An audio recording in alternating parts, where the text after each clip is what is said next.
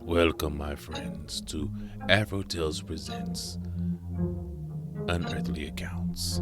I am your host, the Shadow Man, and I will share with you stories with a more supernatural feel. So, without further ado, let's begin. An ancient curse. Over spilled blood, stone will leave stone. So goes an old saying in Spanish. In other words, on the spot where a man has murdered someone, no building will stand. Either it will not rise, or if it is already there, you can count on its falling down fairly soon. In Cartago, one of the larger cities of Costa Rica, the saying is known by each and every inhabitant. They recite it to all visitors, shaking their heads mournfully but with pride. The truest saying there ever was, they assure you. Look, they say, pointing to the church. Rather, to what would be the church if... Anyway, they point to some quite impressive ruins. There is the proof. By now, you are quivering with curiosity to hear the sinister story. It must be sinister, dealing with blood and fallen stones. So it is, affirms any Cartagoan. Eagerly he tells you how it happened. Back in 1575, two brothers with the name of Madrigal arrived in Costa Rica. Both were unmarried. One came as a priest of the parish. The other came, well, who knows why he came. To seek his fortune, to see the world, or maybe for no reason at all. After a time, the bachelor brother, the one who was not the priest, fell in love. Not all that surprisingly, as Costa Rican girls have the reputation of being remarkably beautiful. What was surprising was that the priest also fell in love. What was utterly astounding was that it was with the same girl. Problems. The girl solved the problem nicely by falling in love with a secular brother. Well and good. Things were really falling his way. Number one, he had a sweetheart. Number two, being intelligent and likable. He had just been elected mayor of Cartago. Now, let's look at the priest. Nothing seemed to be going right for him. No girl, as he was a priest. He couldn't have married her anyway. But he doesn't seem to have thought of that. Then his brother, for whom he had developed a rabid jealousy, was nominated for a high office. Instead of rejoicing, the priest fell into a decline. He did his best to prevent the election. His attempt failed. When the brother was elected, the priest was in, such a state, a bad enough state to make him lose his reason. On the first day of January 1575, the young Madrigal was to be sworn into office. Solemn ceremonies, speeches, a high mass, candles, and prayers. At the door of the church, the mayor-elect and his committee were met by the priest and his assistants. who were to lead off the day's events by giving a blessing. As Senor Madrigal lowered his head, the priest pulled out a dagger. Venomously, he drove it into the heart of his brother. The mayor dropped dead at his feet. The uproar was all an uproar should be. Not only had murder been committed, it had taken place in a church by a priest. While the onlookers stood paralyzed by horror, the priest escaped through a side door. Outside, his servant was waiting with a strong horse. Off they went, the priest, riding like the wind across the hills to freedom. The rough ride must have bounced some of that lost reason back into his head. At Leon de Nicaragua, he presented himself to the authorities and confessed his crime. He was returned to Cartago and tried. Repentantly enough, he paid the penalty. However, it seemed the payment was not enough. It might have been for an ordinary run-of-the-mill murder, but a sacrilegious murder? That kind refuses to be paid for. A few years later, due perhaps to age, the church fell apart.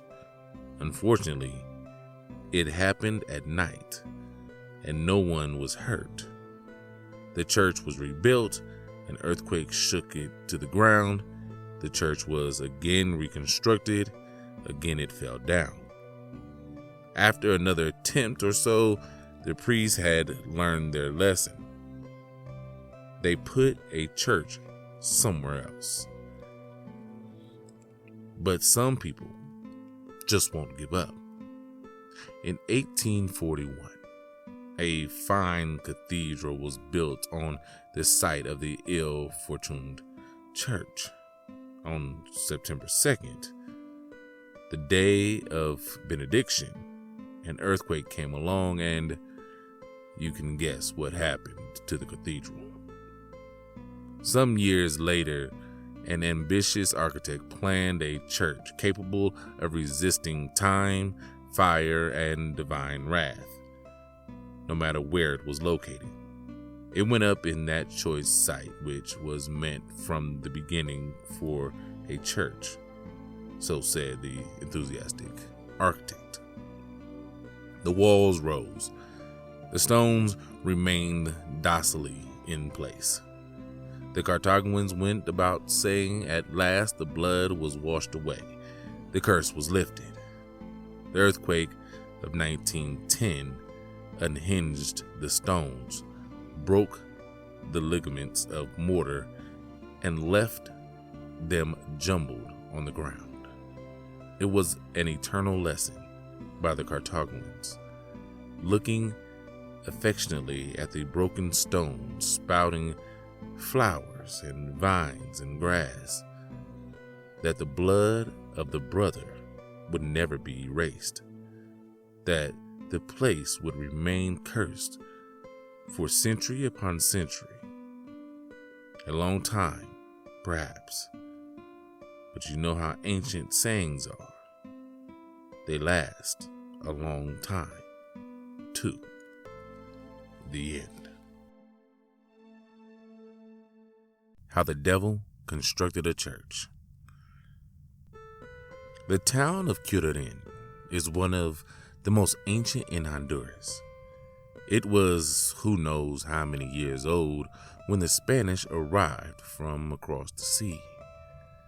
And that was, let me think, over 4 centuries ago. Today, Curaren still stands, the home of a famous church. The story of this church bears telling. Some years after the conquest, the Curarenses, which is another way of saying the inhabitants of Curaren, were ordered by the Spanish governor to build a church in their village. The townsmen were quite content at the thought of a fine church. At the thought of constructing it, piling stone upon stone upon stone upon, they quite contentedly fell asleep. Time after time they put off construction. At last, in a fit of rage, the governor decreed that if the church was not completed within a week, inside and out, upside and down, the town would be destroyed. Totally destroyed. It was a distressful business, an impossible task, groaned the mayor. The members of the town council beat their heads against the ground. Without doubt, it was farewell to Curaren, Curaren the ancient, the beautiful, Curaren, their home. A pity. There loomed one hope. Their Indian neighbors to the north informed the town that the enemigo malo, the devil, had himself fashioned the bridge of slaves in Guatemala. Surely the Curarens could reach an agreement with him to build their church. The townsmen shuddered, but a decree is a decree. The church or destruction. It was done. The devil wrote the contract and the mayor signed it with the blood of his veins. Both parties were committed. On the one hand, the devil was to construct the church, even to applying a coat of plaster, both inside and out. On the other hand, it was his tribute. He would be presented annually with a certain number of unbaptized babies. During the night of construction, the Curanes were under strict orders to stay inside their homes. Only the mayor and town council would remain on watch to make sure the work was well done. The walls would be of stone masonry, and the stone would be unadorned. No carvings, no embellishment. Even at a price, the devil had his limits. Of course, the church must be completed before the most diligent cock could crow this morning's song. Christ is born. Otherwise, the work was forfeit. One counselor rubbed his hands together. No one can build a church in one night, he whispered. Even the amigo malo. We are quite safe. But the mayor was troubled. He's a shrewd one. You don't often hear of him losing a bet. And if he wins, the mayor shivered. I'm afraid he'll manage. And then what? The counselors were silent. The then what was too horrible to consider. On the agreed-on night, the work began at dusk. Enormous stones were heard to roll down from the hills. The demon workers hammered and cracked and chipped and smashed, making an infernal racket. Children cried, dogs howled, women wept. The uproar within nearly equaled the uproar without. The hours passed as stone was sandwiched on stone, with lime smeared in between. The devil stood by, grimly counting the minutes. The walls rose, but not too quickly. Impatiently, the evil enemy ordered that, to save time, larger stones be used at the top to complete the walls. On went the roof and belfry. Up swung the bell. Splash went the plaster as it was mixed. The race was as good as lost. The number of industrious demons guaranteed that. Already the interior of the church was plastered. Only the outside walls remained. Where was morning? Was it lost among the shadowy hills of night? The counselors trembled from skull to Tarsus, thinking of the terrible promise they had made. Better that the Spanish have razed the village. But just then the workers began slapping the plaster on the outside stones. There sounded that lovingest and most welcome of songs, the Kikiriki. Christ is born. A moment later, it was followed by a thunderous clap as the enraged devil fled to the Inferno with his legions. The Curarenes sighed with tremendous relief. Then they looked about. "Why is it so dark?" whispered one. Perplexed, the mayor answered, "I don't understand. I don't understand it. Not one silver thread of dawn do I see. The east is as black as the west, and both are as black as, well, as night." "So they are," croaked a voice from nearby. "I always wanted the chance to outsmart that old rascal." Holding a candle, Tia Louisa hobbled into view. Between cackles of laughter, she told of her trick. In her hut, which stood close to the church, she had remained awake throughout the night. In one hand, she held a candle, and in the other, a cock. When, well before dawn, the swishing around the paintbrushes reached her ears, Tia Louisa had lit the candle. Then, naturally, the rooster had crowed.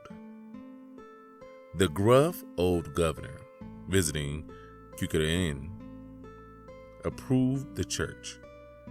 He was not informed of either the bargain or the builders.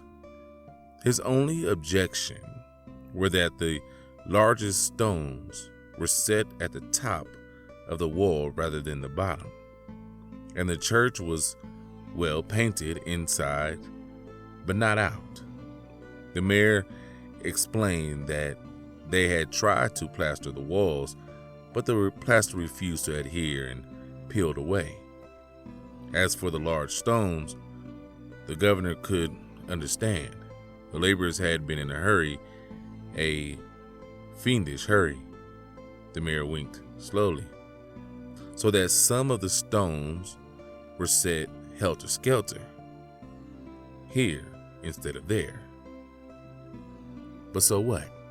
The church had resulted altogether well, no? "Oh, altogether," replied the governor. "Surely the laborers have toiled night and day. The work had gone particularly quickly at night," the mayor admitted. And that is the story of the Church of Curaren, except that not long ago, a bolt of lightning struck the church, singeing the image of St. Luke. "Ah!" exclaimed an old lady, chuckling. "Satan has never pardoned us for winning that bet." The end.